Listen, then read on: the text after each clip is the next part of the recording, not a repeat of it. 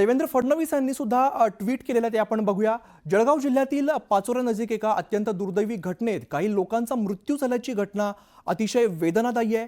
मी त्यांना भावपूर्ण श्रद्धांजली अर्पण करतो। माझे सहकारी मंत्री गिरीश महाजन तसंच पोलीस अधीक्षक हे घटनास्थळी पोहोचलेले असून जिल्हाधिकारी काही वेळात तिकडे पोहोचतायत। संपूर्ण जिल्हा प्रशासन रेल्वे प्रशासनाशी समन्वयाने काम करतंय अशा प्रकारचं ट्विट देवेंद्र फडणवीस यांनी केलेलं आहे। तर सध्या घटनास्थळी 8 रुग्णवाहिका दाखल झालेल्या आहेत आणि जिल्हाधिकारी काहीच वेळामध्ये दुर्घटनास्थळी पोहोचतायत। तर जळगावात ही दुर्दैवी घटना घडलेली आहे। मुख्यमंत्र्यांनी या संदर्भात ट्विट केलेलं आहे। मंत्री गिरीश महाजन हे अपघातस्थळी पोहोचल्याचं सुद्धा सांगितलं। आपण काही वेळापूर्वी त्यांच्याशी सुद्धा संपर्क साधला होता। साधारण 10 ते 15 लोकांचा मृत्यू झाल्याची शक्यता असल्याची माहिती त्यांनी आपल्याला दिलेली होती।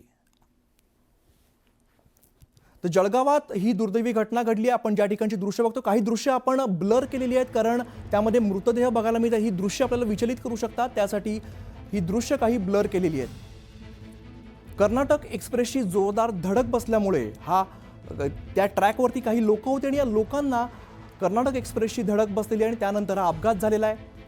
त्यामुळे यात जवळपास 10 ते 15 लोकांचा मृत्यू झाल्याची शक्यता वर्तवलेली आहे। सध्या घटनास्थळी 8 रुग्णवाहिका दाखल झालेल्या आहेत। मदत पोहोचतीये। जिल्हाधिकारी काहीच वेळामध्ये या दुर्घटनास्थळी पोहोचतायत। तर जळगाव पाचोरा रेल्वे अपघात सध्या समोर येतोय। पुष्पक एक्सप्रेसच्या जवळ हा अपघात झालेला आहे। पुष्पक एक्सप्रेस आणि कर्नाटक एक्सप्रेस या आपापल्या दिशेने जात होत्या। पुष्पक एक्सप्रेस मुंबईच्या दिशेने तर कर्नाटक एक्सप्रेस ही दिल्लीच्या दिशेने जात होती। पुष्पक एक्सप्रेसची इमर्जन्सी जी चेन आहे ती खेचलेली होती, त्यामुळे ही रेल्वे थांबलेली होती आणि रेल्वे थांबल्यानंतर काही प्रवासी जे आहेत ते ट्रॅकवरती उतरलेत आणि समोरून येणाऱ्या कर्नाटक एक्सप्रेसचा अंदाज या प्रवाशांना आलेला नाही आहे। त्यामुळे या धडकेमध्ये काही लोकांचा मृत्यू झाला आहे। साधारण 10 ते 15 लोकांचा मृत्यू झाल्याची शक्यता असल्याची माहिती सध्या समोर येते। तर सध्याची आपण दृश्य बघतोय ती पुष्पक एक्सप्रेसची दृश्य आहेत, ज्या ठिकाणी आपल्याला काही मृतदेह बघायला मिळतात। त्यामुळे आपण हा व्हिडिओ जो आहे तो काही ठिकाणी ब्लर केलेला आहे। ही दृश्य आपल्याला विचलित करू शकतात। रेल्वे ट्रॅकच्या बाजूला आपण सध्या बघतोय रेल्वे ट्रॅकवरती दोन्ही एक्सप्रेस बघायला मिळतात। एका बाजूला पुष्पक एक्सप्रेस आहे, दुसऱ्या बाजूला कर्नाटक एक्सप्रेस आहे आणि कर्नाटक एक्सप्रेसच्या ट्रॅकवरती जे काही प्रवासी उभे होते त्या ठिकाणी अपघात झालेला आहे। पुष्पक एक्सप्रेसच्या चाकामधून धूर येत असल्याचं काही लोकांच्या लक्षात आल्याचं सांगितलं जात आहे। त्यानंतर इमर्जन्सी जी चेन आहे ती खेचण्यात आली होती। त्यानंतर पुष्पक एक्सप्रेस ही भोला ब्रिज या ठिकाणी थांबलेली होती। सध्या आपण काही ताजी दृश्य बघतोय। आता अंधार पडायला लागलेला आहे, त्यामुळे बचाव कार्यात सुद्धा काही अडचणी येण्याच्या शक्यता आहेत। त्या दृष्टीने सुद्धा प्रयत्न केले जात आहेत। अनेक ॲम्ब्युलन्स या ठिकाणी आता दाखल झालेल्या आपल्याला बघायला मिळत आहेत। जखमी जे आहेत त्या जखमींना जवळच्या रुग्णालयात दाखल केलं जात आहे, त्यांच्यावरती तातडीने उपचार केले जात आहेत। या दुर्घटनेमध्ये 15 ते 20 जणांचा मृत्यू झाला असण्याची शक्यता वर्तवली जाते।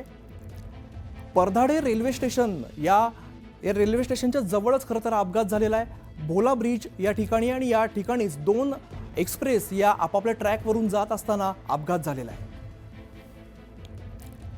या अपघातामध्ये 15 ते 20 जणांचा मृत्यू झाला असल्याचं महाजन यांनी सांगितलेलं आहे। परधाडे रेल्वे स्टेशन जवळ ही दुर्घटना झालेली आहे। तर मोठ्या प्रमाणात बचाव कार्य सुद्धा सुरू झालेलं आहे। आपण सध्या दृश्यांमध्ये जे बघायला मिळत आहे अनेक ॲम्ब्युलन्स खरं तर इकडनं आपल्याला जाताना दिसत आहेत आणि जे जखमी लोक आहेत त्यांना जवळच्या रुग्णालयामध्ये दाखल केलं जात आहे। आपण जी सध्या जो फोटो बघतो त्यामध्ये पुष्पक एक्सप्रेसचं चाक आपल्याला बघायला मिळतंय। त्या ठिकाणी धूर आलेला होता, ठिणग्या उडलेल्या होत्या। काही लोकांना असं वाटलं की या बोगीमध्ये आग लागली आणि या भीतीपोटी चेन खेचलेली आणि चेन खेचल्यानंतर अनेक जणांनी या रेल्वेमधून बाहेर उडी मारलेली होती। त्याच वेळेला दुसऱ्या ट्रॅकवरून कर्नाटक एक्सप्रेस दिल्लीच्या दिशेने जात होती आणि या एक्सप्रेसच्या धडकेमध्ये 15 ते 20 लोकांचा मृत्यू झाल्याचं बोललं जात आहे। ही दृश्य आपण ब्लर केलेली आहेत। ही दृश्य विचलित करू शकतात। काही मृतदेह आपल्याला रेल्वे ट्रॅकवरती बघायला मिळत आहेत।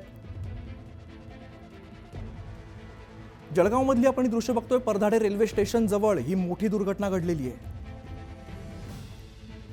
पुष्पक एक्सप्रेसला हा अपघात झालेला आहे। पुष्पक एक्सप्रेस आणि कर्नाटक एक्सप्रेस या आपापल्या ट्रॅकवरून सध्या आपण हे ॲनिमेशन बघतोय कशा पद्धतीने आता ही चेन खेचलेली आणि त्याच वेळेला बाजूने कर्नाटक एक्सप्रेस आपल्याला जाताना दिसते आणि जे लोक ट्रॅकवरती उतरले होते त्यांचा या धडकेमध्ये मृत्यू झालेला आहे.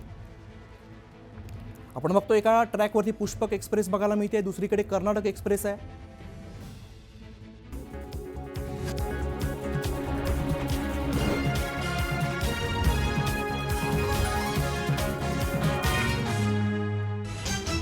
हेडलाईन्स प्रायोजक राजयोग पेंट्स. आनंद तुमचा, रंग आमचा. जळगावच्या पाचोरा तालुक्यातील परधाडी रेल्वे स्थानकाजवळ भीषण रेल्वे अपघात. 15 ते 20 प्रवाशांचा मृत्यू, 40 प्रवासी जखमी झाल्याची माहिती.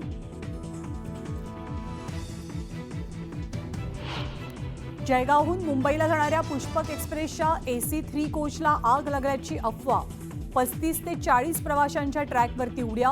ट्रॅकवर थांबलेल्या प्रवाशांना कर्नाटक एक्सप्रेसची जीवघेणी धडक. पीक विमा घोटाळा आणि संतोष देशमुख हत्याकांडातील आका एकच, तर पीक विमा घोटाळा 5,000 कोटींचा असू शकतो. आमदार सुरेश धस यांच्या आरोपामुळे खळबळ.